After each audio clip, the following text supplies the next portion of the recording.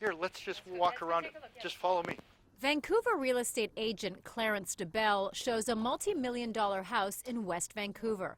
He expects an offer from a Chinese buyer. That's because many of the high-end homes DeBell represents have been sold to Chinese clients. He says the current wave of Chinese buyers entered the market in 2011, a year after Vancouver hosted the Winter Olympics. There were Chinese buyers and cars knocking on doors, buying this, buying that. The market, everyone, their sales doubled that year.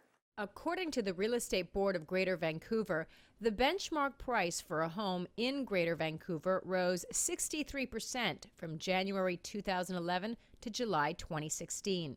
In some neighborhoods, prices have appreciated much more than that. City officials have been concerned about local residents getting priced out of the market. In an effort to cool things down, the provincial government enacted a new tax on August 2nd that targets foreign buyers. They now have to pay an extra 15% for real estate purchases. The tax was favored by roughly 90% of the local population before it was enacted, but many aren't happy with how it's been implemented. It was an egregious abuse of political power to not grandfather past transactions. Not grandfathering existing contracts resulted in many prospective buyers pulling out of deals, despite potentially losing their deposits. And sellers who committed to other homes are now in a tough spot.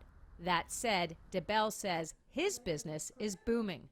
Since the tax, my business has increased. I've had more showings and more deals than I had than the previous 8 to 10 weeks. There is a large percentage of Chinese buyers who are okay with paying the 15% tax.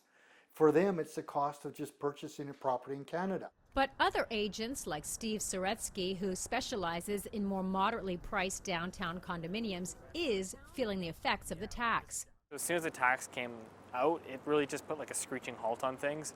Everyone just said, oh, whoa, maybe this is going to potentially cut out a huge chunk of the market with the foreign buyers.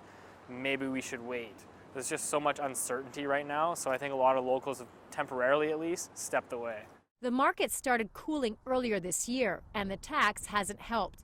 Agents have reported a drop in the number of transactions. They also say there are fewer bidding wars.